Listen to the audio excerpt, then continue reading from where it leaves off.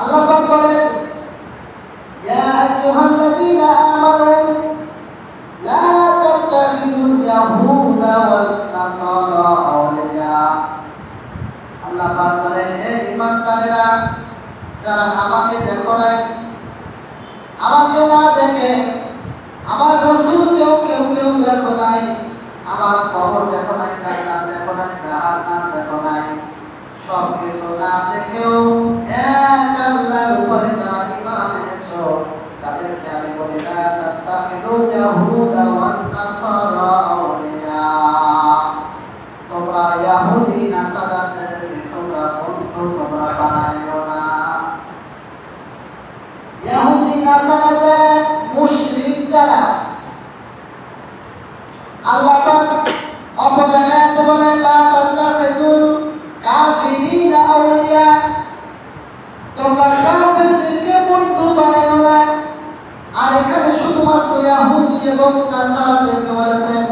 আল্লাহ পাক অপর আয়াতের মধ্যে বলেছেন তোমরা কাফিরদেরকে তোমরা বন্ধু বানাইও না। এখানে ইহুদিও কাফির, নাসারাও কাফির, হিন্দুরাও কাফের, বৌদ্ধরাও কাফের, মুশরিকরা কাফের। এখানে মূর্তি পূজা করে তারাও কাফের, যারা আল্লাহর সঙ্গে শরীক করে ইবাদত করে তারাও কাফের। এজন্য বলেন আল্লাহ তাআলা ইহুদি ও নাসারা আউলিয়া, ইহুদি এবং নাসারাদেরকে আল্লাহ তাআলা ইঙ্গিত করে বোঝাতে চেয়েছেন যারা মুসলমান ধর্মের বাহিরে যারা এক আল্লাহ পাকের ইবাদত করে না, বন্দেগি করে না, ওরা সবাই হলো কাফের। আর এই কাফেরদের সঙ্গে তোমরা বন্ধুত্ব স্থাপন করো না। এটা আল্লাহ পাক বলেছেন, আমার কথা না। এরপরে বলে বাদুহুম আউলিয়া বাদ, তারা একে অপরের বন্ধু। কাফেররা একে অপরের বন্ধু। খ্রিস্টানরা হিন্দুদের বন্ধু, হিন্দুরা আবার বৌদ্ধদের বন্ধু, বৌদ্ধরা আবার শিখদের বন্ধু। এরকম পৃথিবীতে একমাত্র মুসলমান ধর্ম ছাড়া যত ধর্ম আছে, যত মানুষ আছে, যত ধর্মের লোকজন আছে, তারা বাদুহুম আউলিয়া বাদ, তারা হলো একে অপরের বন্ধু, খালি মুসলমান ছাড়া। এই জন্য দেখেন ভারতে যখন মুসলমান মারে, ওই সময় কিন্তু সারা বিশ্বে সবাই সাপোর্ট করে না, ঠিক আছে। মিয়ানমারে যখন মুসলমান মারছিল, ওই সময় মুসলমান ছাড়া আর সবাই কয় না, ঠিক আছে, মানা দরকার। ইসরায়েলে যখন বোমা হামলা হয়, মুসলমানদেরকে মারে, ওই সময় কয় না, ঠিক আছে।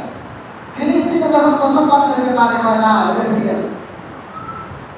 যখন কাশ্মীরে মুসলমানদেরকে মারা হয়, কয় না, ওরা যা করে ঠিকই আছে। মানে সবাই মুসলমান করুন, মুসলমানের বিশ্ব থেকে ধূলিসাৎ হয়ে যাক, নিশ্চিহ্ন হয়ে যাক, এটা মুসলমান ছাড়া আর সবাই চায়। তার মানে ওরা এক একজন এক এক ধর্মের অনুসারী, কিন্তু মুসলমান মারার ব্যাপারে, মুসলমান শেষ করে দেওয়ার ব্যাপারে সবাই একমত।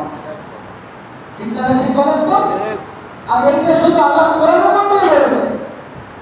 সূরা মাইদার 51 নম্বর আয়াত, যে ওরা একে অপরের বন্ধু, ওদের বিপদে ওদেরকে পাবে, কিন্তু মুসলমানদের বিপদের মধ্যে ইহুদি খ্রিস্টানদেরকে পাবেন না, হিন্দুদেরকে পাবেন না।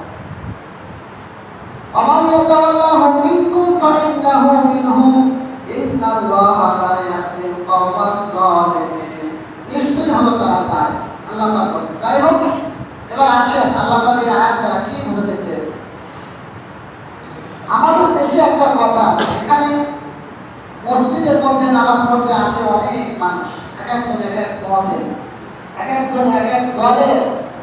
এই মসজিদে আওয়ামী লীগের লোক যেমন আছে, বিএনপির লোক ওই রকম থাকতে পারে, জামাতের লোক ওই রকম থাকতে পারে, ইসলামী আন্দোলনের লোকও থাকতে পারে, আবার এরকমভাবে কমিউনিস্ট পার্টির লোকজনও থাকতে পারে, নাস্তিক মোর্চাদের দলের কেউ থাকতে পারে। এজন্য এখানে বিভিন্ন দলের লোকজন থাকতে পারে। সবার উদ্দেশ্যে বলছি, আমাদের দেশে একটা কথা আছে,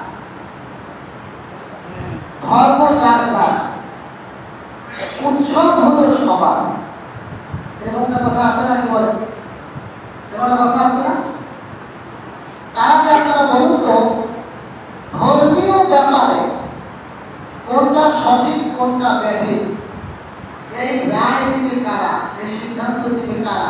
ধর্মীয় গুরু তারা, নাকি যারা ধর্মীয় ব্যাপারে তাদের জ্ঞান নাই তারা? আপনারা কি মনে করেন? ধর্মীয় ব্যাপারে কোন সিদ্ধান্ত দিবে কারা? যাদের ধর্মীয় জ্ঞান আছে তারা দিবে, নাকি যাদের জ্ঞান নাই তারা দিবে?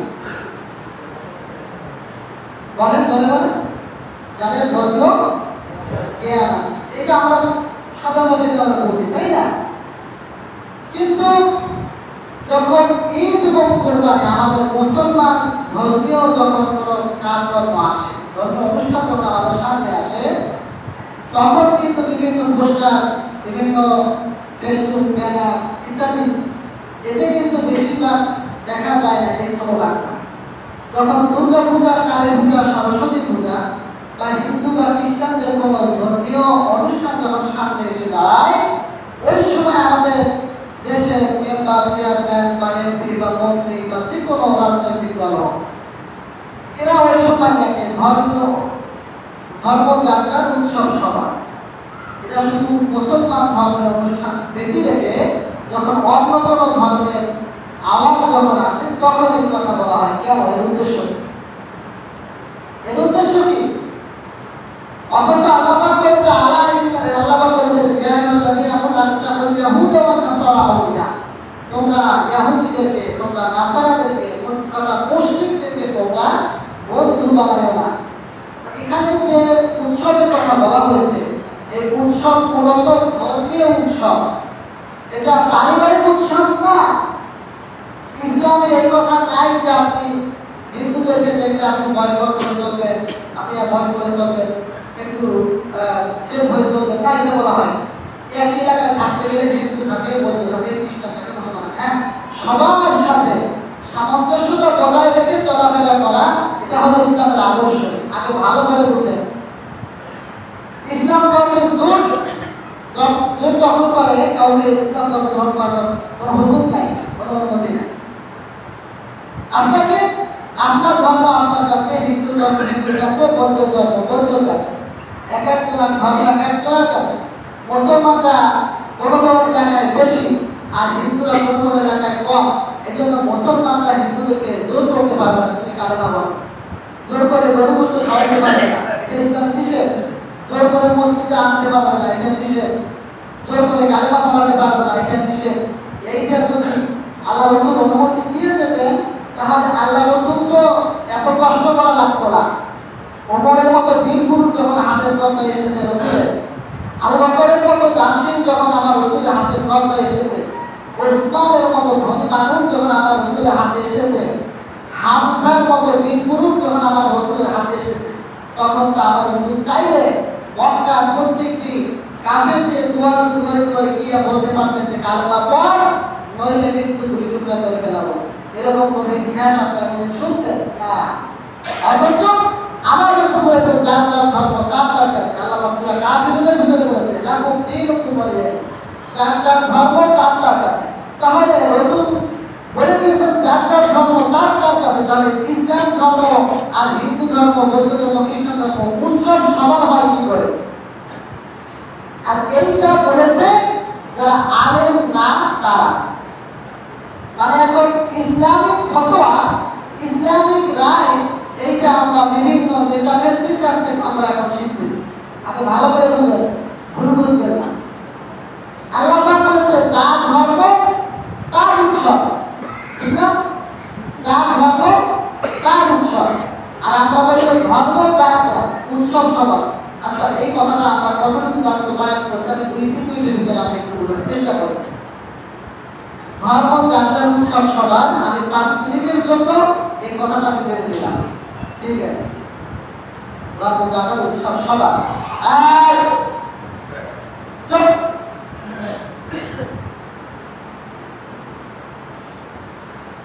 এখন আমাদের এটা জুমার নামাজ না, এই জুমার নামাজটা কিন্তু হাদিসের ভাষায় সাপ্তাহিক একটা ঈদ।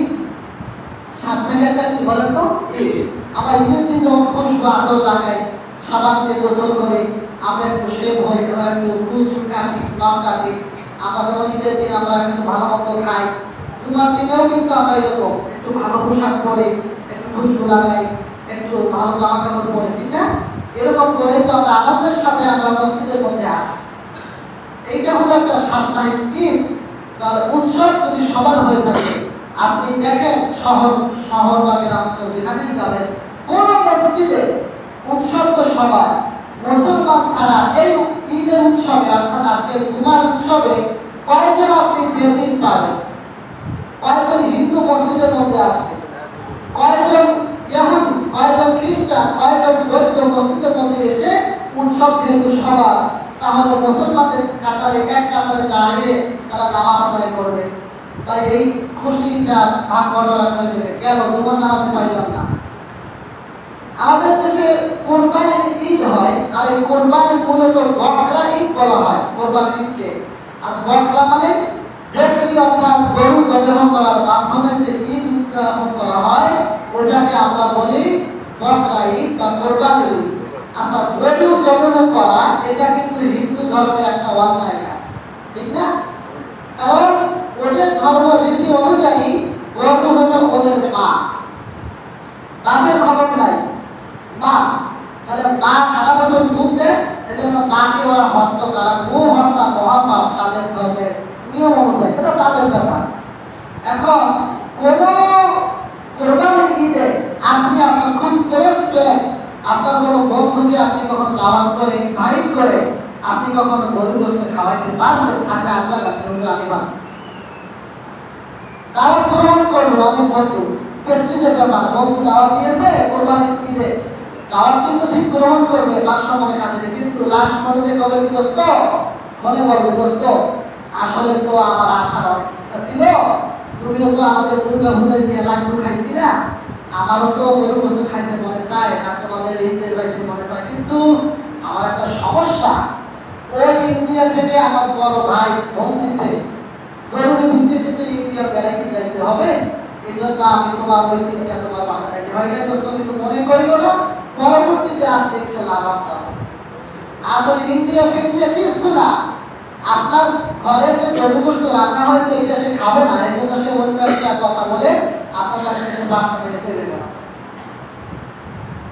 সামনে দুর্গা পূজা, দুর্গা পূজায় মাশাআল্লাহ অনেক নব মুসলমান, অনেক হিন্দু মুসলমান যাবে, ওইখানে যাক, অসুবিধা কিছু নেই।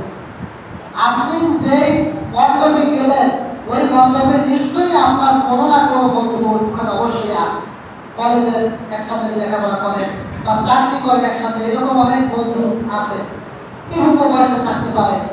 আচ্ছা, ওনাদেরকে আপনাদের আগামী বছর কোরবানির সময় তো আনতে পারেন কিনা একটু দেখেন তো, চেষ্টা করি না। আপনাকে দাওয়াত দিয়েছে, কেউ দাওয়াত দিলে যায় আর কেউ বিনা দাওয়াতে যায়। হিন্দুরা দাওয়াত দিতে ভুল করছে, কিন্তু আমি চাইতে ভুল করবো কেন? লাড্ডুর যে মজা, প্রসাদের যে স্বাদ, এটা কি আর মুসলমানের ঘরে পাওয়া যায়? আফসোস মুসলমান, তুমি একজন মুসলমানের ঘরে জন্মগ্রহণ করে কিভাবে তুমি লাড্ডু খাও বলো? তবে হ্যাঁ, আমি ভালো করে বলছি, ভুল বুঝবেন না। যারা সমাজের শীর্ষ নেতৃস্থানে যারা লোক, যারা সমাজপতি বা মেম্বার, চেয়ারম্যান, যারা সমাজের জনপ্রতিনিধি, যারা তাদের ব্যাপারটা ভিন্ন, তাদের কাছে সমস্ত ধর্মের লোকেরা তাদের কাছে আশ্রয় পাবে, বিপদ আপদ করলে তারা সাহায্য করবে, কোনো অসুবিধা নেই। তারা পূজায় ত্রাণ দিবে, খাবার দিবে, মন্দির উন্নয়ন করার জন্য টাকা পয়সা দিবে, কোনো অসুবিধা নেই, এটা ইসলামে বলেছে করতে। কিন্তু আপনি মেম্বার ওরা চেয়ার পাবো না, আপনি কিছু না, আপনি শুধু শুধু জায়গায় সেখানে গিয়ে চেয়ার পাইতে বসে থাকলে, ওইখানে গিয়ে ঢোলের বাড়ি শুনলেন, হারমোনিয়ামের বাড়ি শুনলেন, ওখানে গিয়ে উলুধ্বনি আপনার কানে আসলো, আপনি হাততালি দিলেন, ওখানে গিয়ে মেয়েরা ছেলেরা নাচানাচি করলো, আপনি সেটা দেখলেন, রাত ভর আমাদের অনুষ্ঠানটা আপনি উপভোগ করলেন, আপনি তো মুসলমান নাই। আপনি যদি মারা যান তাহলে আপনার জানাজার নামাজ যদি ইমাম সাহেব না পড়ায় তাতে ইমাম সাহেবের কোনো গুনাহ হবে না। মহল্লাবাসী যদি নামাজ না পড়ে, জানাজার নামাজ না পড়লে যদি আপনাকে চাপা মাটি দেয়, তাতে মহল্লাবাসীর ফরজে কিফায়া আদায় না করার কারণে যে গুনাহ হয়, এই গুনাহ মহল্লাবাসীর হবে না, কারণ আপনি মুসলমান নাই। আপনি মুসলমান নাই, আপনার ছিল, আপনার স্ত্রী তো হিন্দুদের ওখানে যায় না, আপনার স্ত্রী আমলাগুলা খুব ভালো, আপনার স্ত্রীর গর্ভ থেকে যে সন্তানগুলো আসবে, আপনি যেহেতু মুসলমান না, আপনার স্ত্রীর পেট থেকে যে সন্তানগুলো আসবে ওইগুলো কমপক্ষে আর যাই হোক হালাল জাতা না। কথা বলতে খারাপ লাগতে পারে। আপনি মুসলমান, রমজানের রোজা কয়জন হিন্দুতে রাখছে বলেন? উৎসব তো সবার বললাম, এরপরে রমজানের রোজা শেষে ঈদের কয়েকজন হিন্দু আপনার বাড়ি সেমাই খাইতে আসছে, কয়েকজন হিন্দুরা কোরবানির দিনে আপনার গরু গোশত খাইতে আসছে, কয়েকজন হিন্দুরা শবে বরাত পালন করতে আসছে, কয়েকজন হিন্দুরা শবে কদর পালন করতে আসছে, কয়েকজন হিন্দুরা রবিউল আউয়াল পালন করেছে বলেন। অথচ আপনি দুর্গা পুজোর সময় না গেলে আপনার পেটের ভাত মুখে হজম হয় না। হ্যাঁ, 2-4টা ভোট পাওয়ার জন্য ওইখানে গিয়ে হিন্দু দেবদেবীর সামনে মুসলমানরা সেজদা দেয়, হিন্দুদের সামনে 2 হাত জোর করে পায়ের কাছে পায়ের মূর্তির কাছে দোয়া করে, নাউজুবিল্লাহ। আপনি সামান্য ভোট, আপনি মেম্বার হইতেও পারেন, না হইতেও পারেন, চেয়ারম্যান হতেও পারেন, নাও হতে পারেন, হলে মাত্র 5 বছর, এরপরে আপনার কোথায় থাকবেন এখন ঠিক আছে। এই মাত্র 5 বছরের সামান্য ক্ষমতায় আপনি কতটা নিচে নেমেছেন আপনার নিজের কোনো খবর নাই। যুবক ভাই, হাতে পায়ে ধরে বলে এই সব প্রকাশ করো না। হিন্দু থাকবে, বৌদ্ধ থাকবে এলাকায় মধ্যে, খ্রিস্টান থাকবে, অন্য ধর্ম থাকবে, তাদের সঙ্গে ভালো ব্যবহার করা লাগবে, এটা ইসলামের শিক্ষা। আপনার কোনো আচরণে কোনো অন্য ধর্মাবলম্বী আপনার কোনো আচরণের কারণে কষ্ট না পায়, এদিকে খেয়াল রাখতে হবে। তাদের সঙ্গে ভাই কেমন আছে? ভালো আছে, আলহামদুলিল্লাহ, খুব ভালো আছে। ভাই, আপনার মেয়েটার কি খবর? আপনার ছেলেটার কি খবর? এই কুশল বিনিময় করতে পারবে, তাদের সঙ্গে লেনদেন মহাসরা করতে পারবে, তাদের সুখে সুখী হতে পারবে, দুঃখে দুঃখী হতে পারবে। একটা ছেলে মারা গেছে, আমি খুব ভালো ছেলে, আমার সঙ্গে ভালো সম্পর্ক, আপনি দুঃখ বেদনা আপনি প্রকাশ করতে পারবেন, এটা কোনো নিষেধ নেই। তাদের বিবাহের অনুষ্ঠানে যেতে পারবে, তবে কোন জায়গাতে যেখানে মুসলমানরা সংখ্যালঘু আর হিন্দুরা অন্য ধর্মাবলম্বীরা সংখ্যাগরিষ্ঠ, সেখানে তাদের প্রাণের ভয় থাকতে পারে মুসলমানদের, সেই ক্ষেত্রে তাদের বিভিন্ন আচার অনুষ্ঠানে আপনি যোগদান করতে পারেন। কিন্তু যেমন ইন্ডিয়ায় যখন গায়ক হয়, যখন গানটা হয়, ওই সময় অনেক হিন্দুদের ঘরে মুসলমানদেরকে আশ্রয় দিয়েছে, এরকম কিন্তু প্রমাণ আছে, আছে না? অনেক হিন্দুরা মুসলমানদের পক্ষে কথা বলেছে, আছে না? আমরা প্রমাণ দেখি যে ভারতের মমতা ব্যানার্জি, উনি তো মুসলমানদেরকে যথেষ্ট সাপোর্ট দেয়, আমরা যেটা দেখি, ঠিক না? অনেক মাদ্রাসা মসজিদের ব্যাপারে অনেক অবদান আছে, এটা ঠিক আছে। আপনার এলাকার ভিতরে অনেক মানুষ বসবাস করবে, তাদের সঙ্গে খুব ভালো আচরণ করতে হবে, ভালো ব্যবহার করতে হবে, আপনার ব্যবহারের মুক্ত হয়ে তারা ইসলামের পথে চলে আসবে, এটা হলো ইসলামের শিক্ষা। শেষ কথা বলি, আয়াতের তাফসীর অনেক বিষয় আমি আগে বলেছিলাম, আমি আয়াতের তাফসীর বললাম না, এই আয়াতের মধ্যে যে বিষয়টা বলেছে তাদের অন্তরঙ্গ বন্ধু বানায় না কমপক্ষে, কারণ রাসূল বলেছেন মান কাসাবা বিকওমিন ফাহুয়া মিনহুম, রাসূলের হাদিস সহিহ হাদিস, মান কাসাবা বিকওমিন ফাহুয়া মিনহুম, আমার বক্তব্যের গোলামের হাদিসটা জানে, যার সঙ্গে যার মিল হবে, যার সঙ্গে যার মহব্বত থাকবে, তার সঙ্গেই তার কিয়ামত হবে। আপনার সাথে মসজিদের ইমামের সাথে ভালো সম্পর্ক নাই, সম্পর্ক পুরোহিতের সাথে। আপনার সঙ্গে এলাকার 5টা মুসল্লির সাথে ভালো সম্পর্ক নাই, সম্পর্ক ঠাকুরদের সাথে। আপনার সাথে তাবলীগওয়ালাদের সাথে বা দিনের দাওয়াত দেয় এরকম কোনো মোবাল্লিকদের সাথে ভালো সম্পর্ক নাই, সম্পর্ক হলো হিন্দুদের সাথে। আপনার মনে রাখেন, রাসূলের এই হাদিস যদি সত্য হয়ে থাকে, তাহলে আপনার হাসর নাসর কিয়ামতের ময়দানে তাদের সাথেই হবে। তারা যদি জান্নাতে যায়, মাশাআল্লাহ আপনিও যাবেন, অসুবিধা কিছু নেই।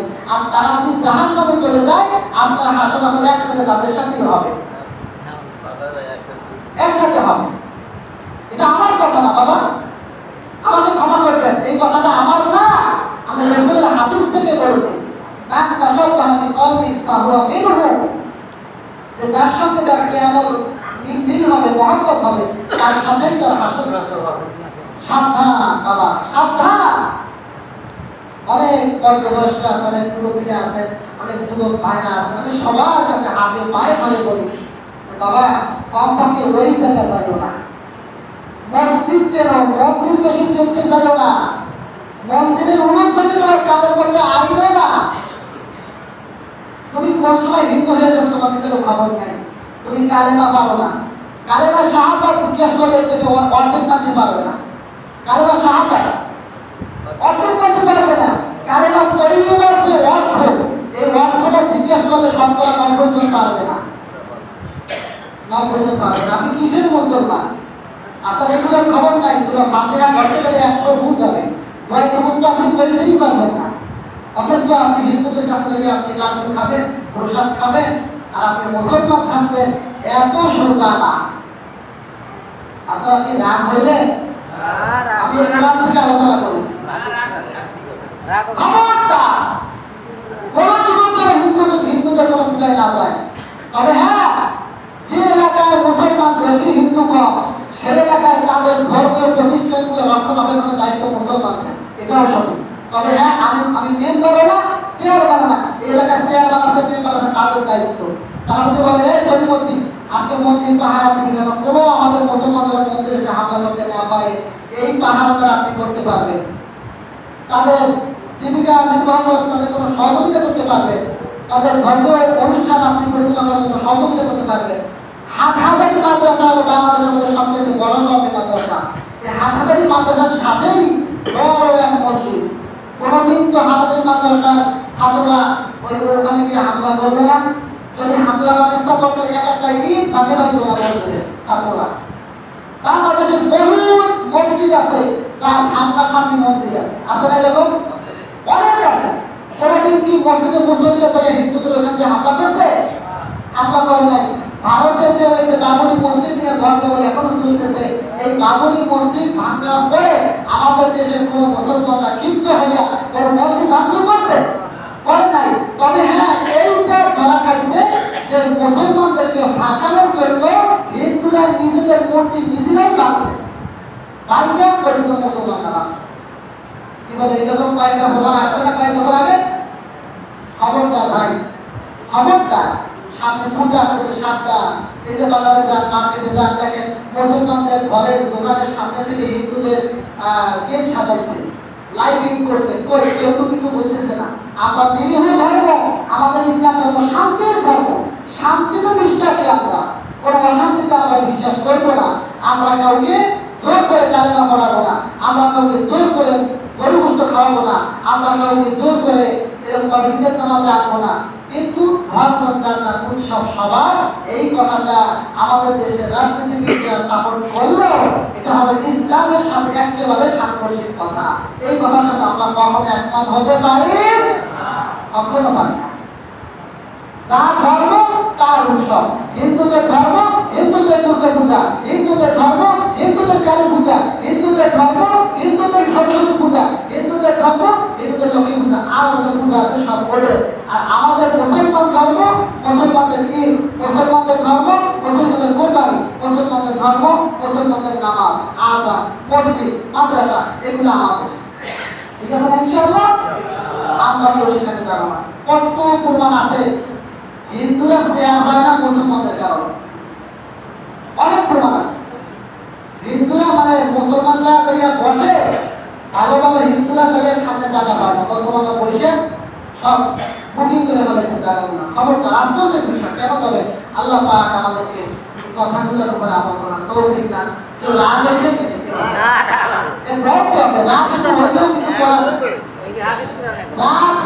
কিছু করার নয়, আপনি রাগ হন, আমার কোনো অসুবিধা নেই। আপনি যাইয়া বিভিন্ন দোকান দোকানে যাইয়া আমার নিদর্শনটা করবেন, তাতে আমারও লাভ হবে, আমার যে গুণা আছে আপনার আমার নামায় যাবে, আর আপনার যে সওয়াব আছে ওটা আমার গায়ে আসবে, আমার লাভ হবে। আপনি যাইয়া পারলে আমার নিদর্শনটা করবেন, কিন্তু কোরআন হাদিসের কথা এটা যতদিন জীবন আছে, প্রাণ আছে, আমার বলতেই হবে, কেউ ঠেকাইতে পারবে না ইনশাআল্লাহ। আল্লাহ আমাদেরকে বুঝার তৌফিক দান করুন।